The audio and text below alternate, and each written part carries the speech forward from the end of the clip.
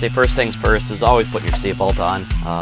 A lot of times, a lot of the machine functions are tied to whether the seatbelt is on or off, so we're going to put that on right away. Now this excavator has a on-off switch or a battery cutoff switch, so we're going to flip that to the on position. That will get us power to the machine, and then the start button for this machine is right in the center.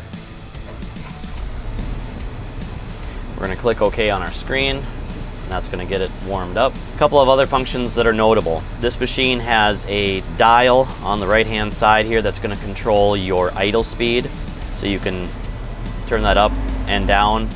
Right now we're going to keep it at the lowest setting because we want the machine to move slowly. Another joystick back here is this one that controls the blade on this machine.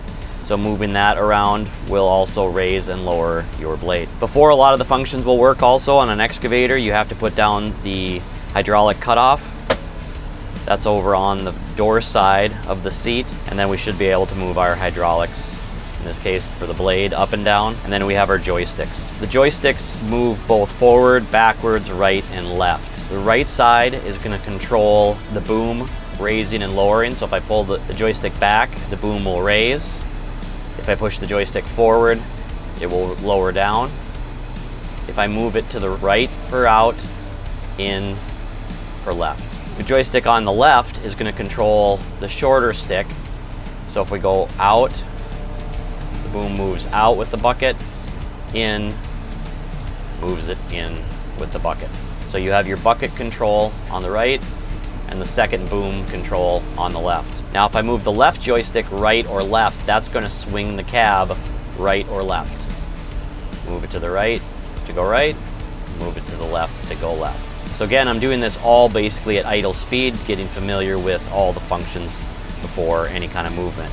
To actually move the excavator, we've got the two joysticks in front of us here, which are also then tied to the two foot pedals. Depending on which way the cab is facing, sometimes forward is forward, sometimes forward is backwards. So in this case, forward is forward, and pulling it towards me is backwards. Now if I swing the cab around 180 degrees, everything turns in reverse. Move it just a little bit before you start to go, and then you figure out which direction does which and get yourself over to the trailer. Always make sure your boom is off the ground a sufficient distance so that you can swing without it hitting the ground, and making sure that your T-blade is picked up when you're moving the excavator. If you have any additional questions, reach out to your DM or the cargo securement team.